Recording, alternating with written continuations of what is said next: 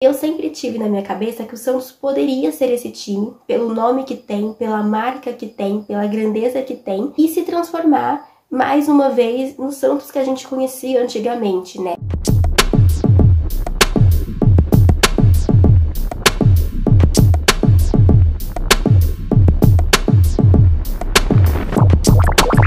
Oi, eu sou a Steph, sejam bem-vindos a mais um vídeo do canal.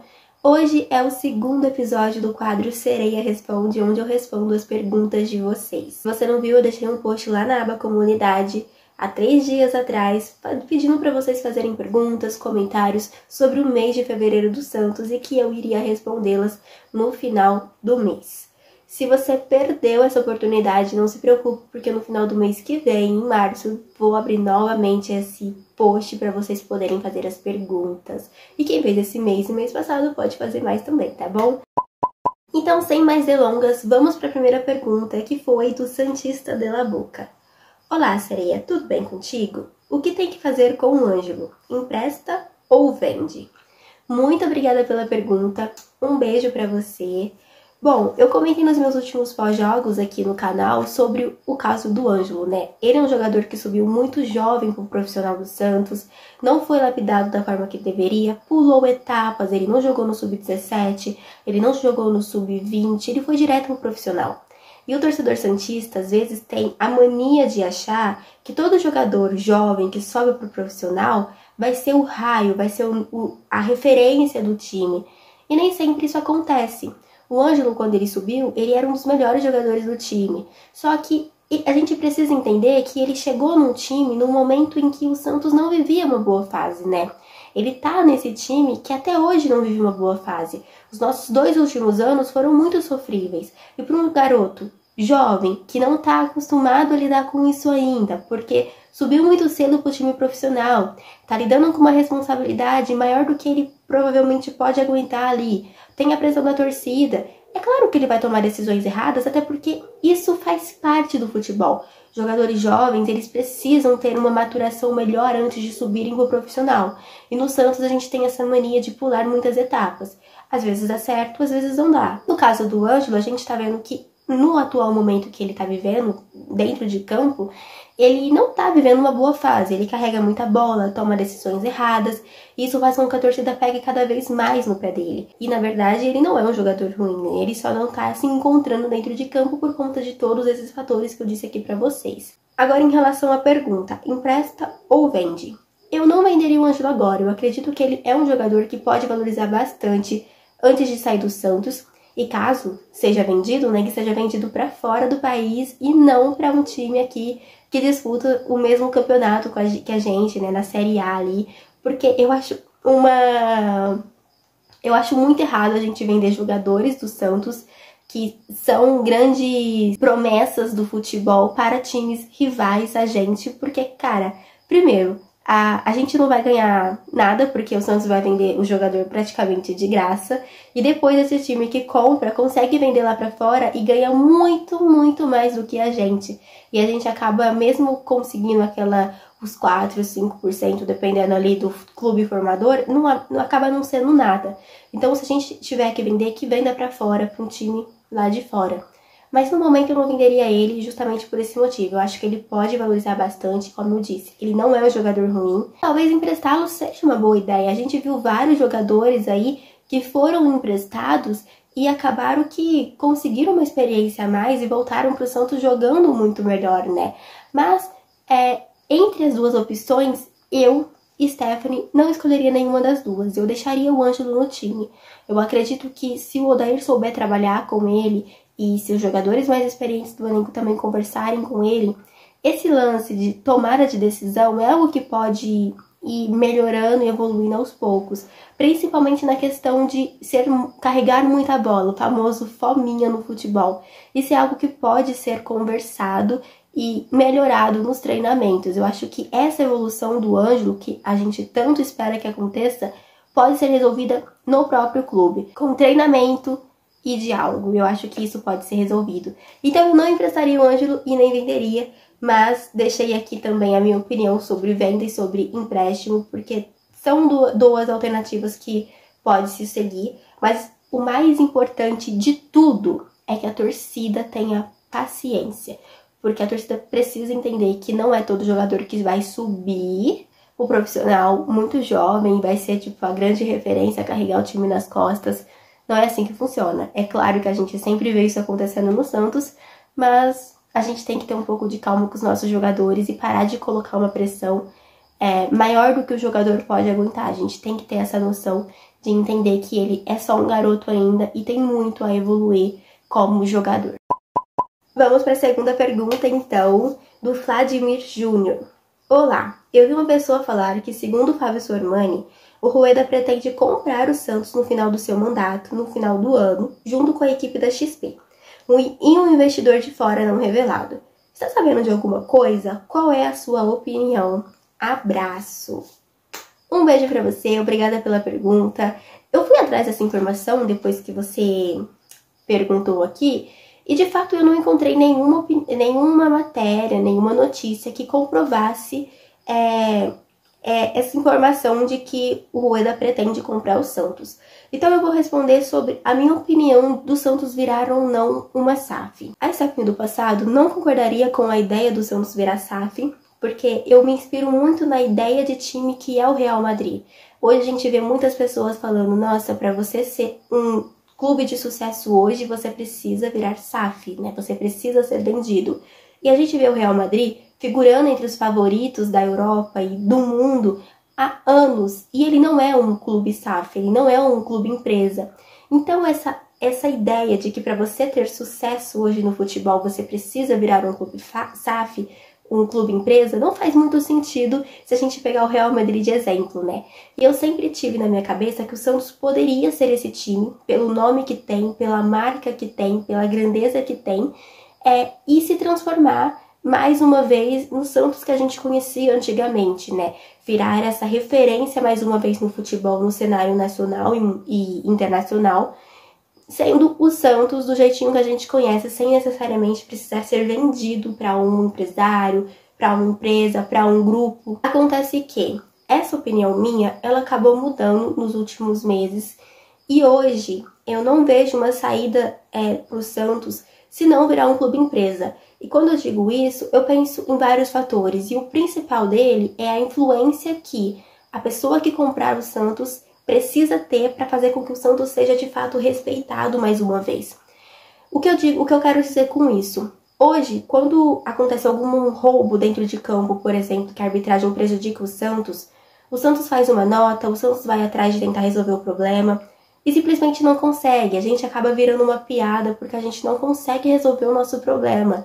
Quando saiu que a Edna apitaria o jogo do Santos, né? O Santos tentou mudar a arbitragem, contra o Corinthians no caso, o Santos tentou mudar a arbitragem, soltou uma nota, inconformado com a situação, porque ela vinha de outros jogos onde tinha apitado e prejudicado o Santos no resultado final ali, em nossas capitais da partida, e não conseguiu mudar a arbitragem.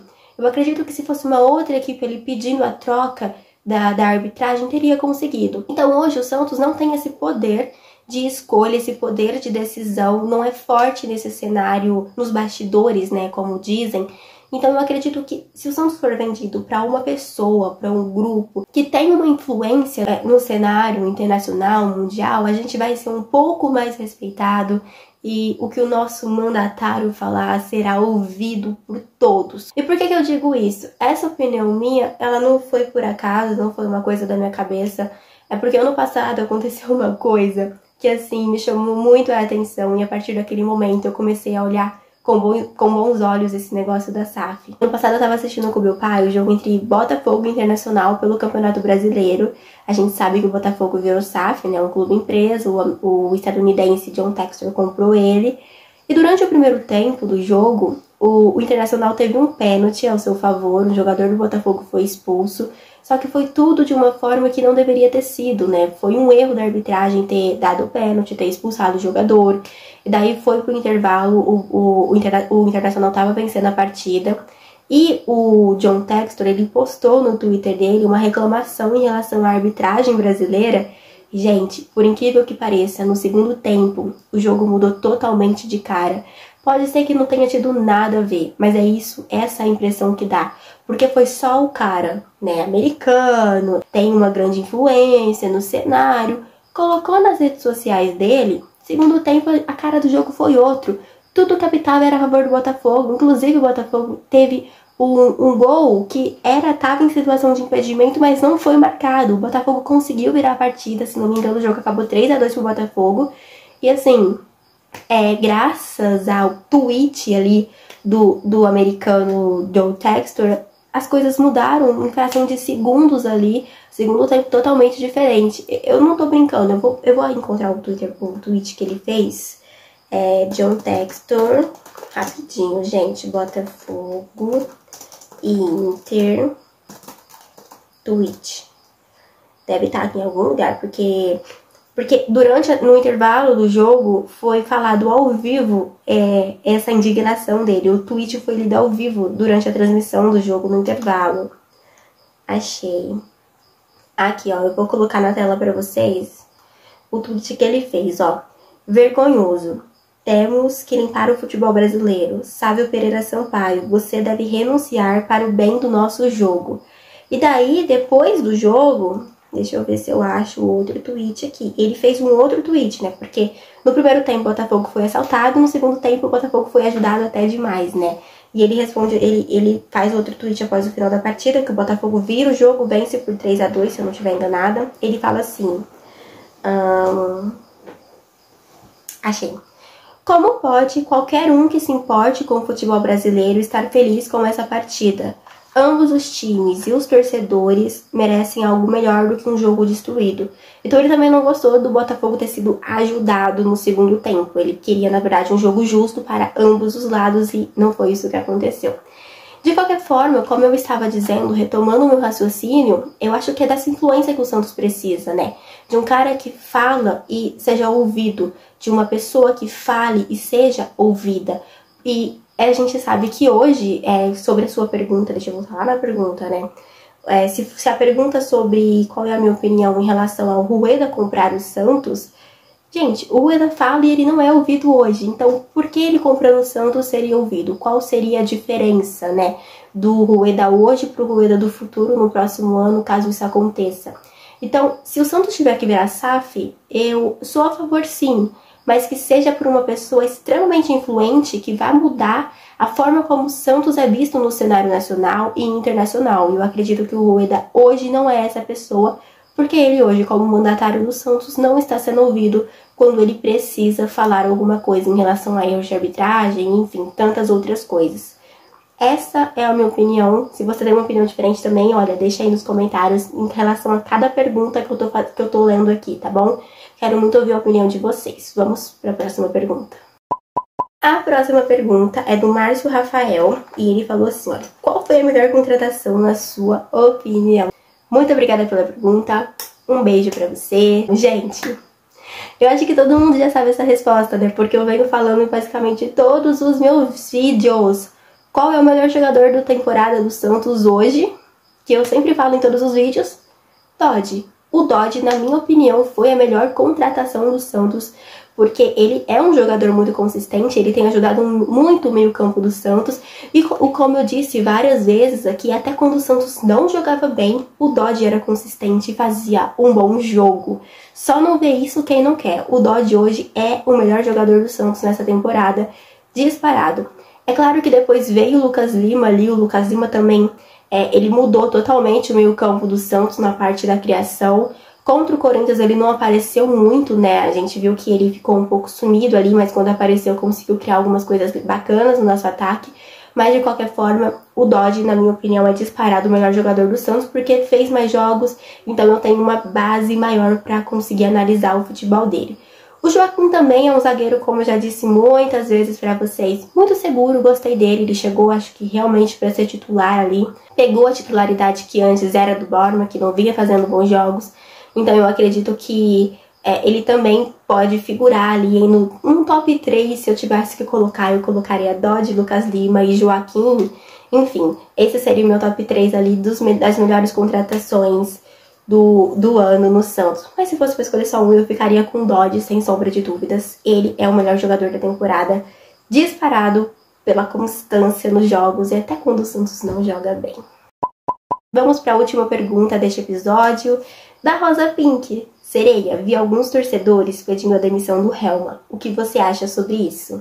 Muito obrigada pela pergunta, um beijo pra você. E olha, eu também vi alguns torcedores pedindo a demissão dele, mas eu não demitiria ele agora. Por quê? Eu vou explicar por quê, eu tenho um ponto, então vamos com calma. Pra quem me acompanha aqui há algum tempo, ou até mesmo desde o começo, eu sempre prego, quando eu falo de treinador aqui, de trabalho de treinador, que eu defendo muito um treinador caso eu veja uma evolução no futebol apresentado em campo, né? Muitas vezes eu vinha aqui, criticava o treinador, falava que ele realmente precisava ser demitido, porque a gente não via essa evolução acontecendo. A gente sempre via jogos parecidos e o time nunca evoluía. Com o Odair Helma, a gente viu que ele começou a temporada muito mal. A gente ganhou contra o Mirassol lá na primeira rodada, mas jogando extremamente mal. E os jogos parecia realmente que não ia ter uma evolução ali. Mas durante esse mês de fevereiro, eu consegui ver uma evolução, eu consegui ver o Santos jogando melhor. E graças, é claro, também à contratação, né, do Lucas Lima ali, que mudou o meio-campo do Santos. Mas até mesmo antes dele chegar ali, o Santos já estava começando a fazer bons jogos. Eu fiz um levantamento aqui dos jogos de fevereiro do Santos, deixa eu colocar aqui. A gente teve 7 jogos nesse mês, sendo 3 clássicos, né? Então a gente teve, num levantamento geral ali, uma análise geral, 2 derrotas, 3 vitórias e 2 empates. Contra o Palmeiras a gente perdeu, São Bento ganhamos, São Paulo perdemos, mas é importante ressaltar que no jogo contra o São Paulo a gente teve adversidade, o campo estava assim, extremamente impraticável o futebol, né? Mas enfim, de qualquer forma, perdemos. Santo André empatamos, Portuguesa ganhamos, Ceilândia ganhamos e classificamos, e Corinthians empatamos. Algumas coisas que a gente precisa pontuar nesses jogos, independente do resultado final.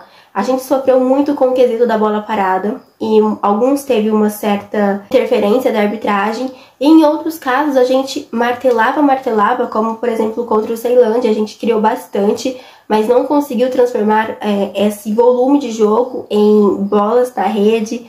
Contra o São Bento, que a gente ganhou também, a gente martelou bastante, conseguia chegar muito ao ataque, mas não conseguia transformar esse volume em bolas, em gols no caso. Então, o time ele não tá jogando mal. Contra o Corinthians, a gente não jogou mal. No segundo tempo, a gente caiu um pouco de produção, caiu um pouco de rendimento, mas como o próprio Odair falou na coletiva, a gente teve uma viagem no meio da semana, a gente foi para Brasília jogar contra o Ceilândia, depois voltou, o Corinthians não viajou, e então a gente tava mais desgastado, o time sentiu a parte física no segundo tempo, o que é normal. A gente vai ter toda uma semana aí, e eu espero fazer um bom jogo contra o Ituano no final de semana, conseguir uma vitória, mesmo com o jogo fora de casa, mesmo com o Ituano também precisando desesperadamente vencer, mas o Ituano, por exemplo, no meio dessa semana, ele tem um jogo de volta da Copa do Brasil, então ele vai viajar e vai voltar para o jogo contra o Santos um pouco mais desgastado, da mesma forma que o Santos chegou para encarar o Corinthians. Então, são coisas que acontecem que o Odair ele não pode controlar. Coisas que ele pode controlar, a nossa bola parada aérea, isso é algo que ele pode corrigir e deve corrigir, porque o Santos vem sofrendo com isso, olha, há muito tempo, não é de hoje, mas hoje ele é o treinador, então hoje ele tem que resolver esse problema. Porque não adianta a gente só pensar em, vamos trocar o treinador toda vez que alguma coisa não funcionar e que a gente não gostar e querer trocar o treinador. A gente vai ficar trocando o treinador como foi nos últimos anos e a gente não vai conseguir um trabalho de longo prazo. Então, como eu estava dizendo, eu sempre prezo muito pelo trabalho do treinador quando eu vejo evolução. Quando eu não vejo, é tchau e vida que segue, né? Como diria a Ariana Grande, thank you next. Mas enquanto a gente tá tendo ali uma evolução, a gente não tem que mandar o treinador embora. Então é justamente por esse motivo que eu não demitiria ele. Porque eu estou vendo uma evolução no trabalho que ele tá fazendo com o time. Alguns pontos realmente precisam ser corrigidos e eu realmente acredito que ele tem capacidade de fazer isso. Agora tem alguns outros pontos ali, né, que a torcida pega no pé dele, que por exemplo, porque ele não tira o Maicon do time, né? Ele falou sobre isso na última coletiva dele também, ele falou sobre colocar o Barman, não sei o quê, mas eu acredito que a gente precisa entender que nós não estamos nos treinos. Então a gente não vê o que o jogador faz ou deixa de fazer nos treinos. Ele falou, por exemplo, no caso do Daniel Ruiz, né? Às vezes eu assisto o jogo, ele coloca, por exemplo, outros jogadores ali no meio campo e falo, gente, por que não coloca o Daniel Ruiz? Ele veio para ser esse jogador, por que não substitui, tipo, tira o Lucas Lima e coloca ele? E ele falou que o Daniel, ele tá passando por um período de adaptação, ele ainda não está pronto para entrar no time, e ele foi explicando, né, toda a situação. Então a gente que tá fora, que não acompanha os treinos, pra gente é muito fácil falar as coisas, mas ele tá lá, ele tá vivendo aquilo. E ele me passa uma confiança, pode não parecer, mas ele me passa uma confiança. Eu não trocaria de treinador agora, eu daria mais uma chance pra ele, porque se o time tá evoluindo, se a gente tá vendo um resultado dentro de campo, eu acredito que ele pode sim fazer com que o Santos seja o Santos que a gente queira ver, né? Que a gente sinta gosto de assistir. Como eu disse pra vocês, a gente tem alguns pontos que precisam ser corrigidos, algumas coisas realmente a gente tem que colocar na conta dele, mas outras coisas simplesmente não dá pra colocar na conta dele. Quando o Santos começou a temporada muito mal, a gente sabia que o Santos precisava de um meio campo. Quando o Lucas Lima chegou, a gente viu que esse meio campo passou a funcionar. Então a gente viu que a culpa não era do Odair, simplesmente porque a gente não tinha um meia. Quando esse meia chegou, a gente resolveu esse problema. Tem outros problemas que precisam ser resolvidos e que aí cabe ao Odair resolver, como é o caso da bola parada, mas de qualquer forma eu daria mais tempo de trabalho para ele, porque se a gente ficar trocando de treinador sempre que a gente não gosta de alguma coisa, de alguma substituição que o treinador faz, eu já reclamei de substituições que ele fazia aqui, mas eu gostei, por exemplo, no início da temporada que ele vivia testando o time, vivia mudando o time, eu acho que isso é um ponto positivo, mas de qualquer forma, hoje eu não demitiria o Odair Helma, eu daria mais uma chance pra ele aí, porque eu tô vendo essa evolução no time e eu tô gostando. Bom, gente, é isso. Respondi as perguntas de vocês, espero que vocês tenham gostado. Comenta aqui embaixo também, né, a opinião de vocês sobre cada uma dessas perguntas aqui. Eu vou amar saber a opinião de vocês. Eu vou ficando por aqui então. Se você é novo por aqui ou se você já me acompanha há algum tempo, mas ainda não é inscrito, aproveita esse momento para se inscrever. Um beijo pra vocês e até a próxima. Tchau!